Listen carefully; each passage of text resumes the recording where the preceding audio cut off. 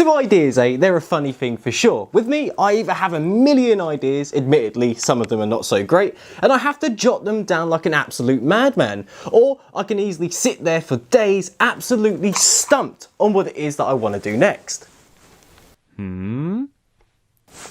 So when I'm sat on a high fence like that, what I personally like to do is try to bring it back to its core, as simple as possible. I like to figure out my brain process, what it is I actually want to do, what is it I enjoy, and what have I seen recently that I like. And of course, this is completely circumstantial, and a good project to note would be the beautiful walnut and maple chessboard. But it's not like I just come up with this idea, there was a bit of a process behind it. So what I mean when I say it's circumstantial is taking into account the previous questions. What would I, enjoy? What have I seen recently that I like? And what is it I actually want to do? So at this point I wanted to build something, and I knew that for sure.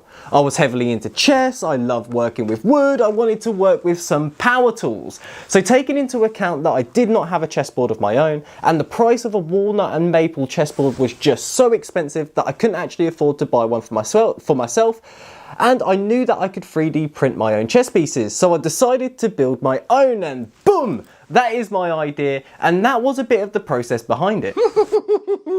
I like it. So just bear in mind that I'm using this chessboard as a bit of an example. So now that I have the idea in my head, my next thought is, how am I going to execute it? Now that's where the inspiration comes in, and I can't just build something with one image in my head. The likelihood of me actually messing this up and wasting some expensive materials is going to be quite high. So what I would do is start some research, look at some pictures, watch some videos, how have other people built it, what's the right way to do such a thing without messing it up, and use that as inspiration for my design to come up with something original. So these are the sort of thing that I would just ask myself, especially when I'm trying to find inspiration for an idea, and I like to keep to these 4 things. 1, have an idea. 2, kiss, keep it simple, silly. 3, find inspiration, and 4, follow it through. And something that I do like to tell myself is that following it through doesn't necessarily mean succeeding. It just means giving it a go.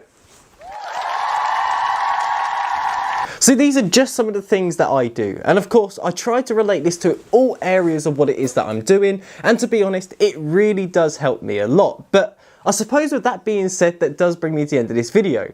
I really hope you enjoyed it, and if you have any questions or suggestions, please don't hesitate to leave them in the comments, and I will try my best to answer them all.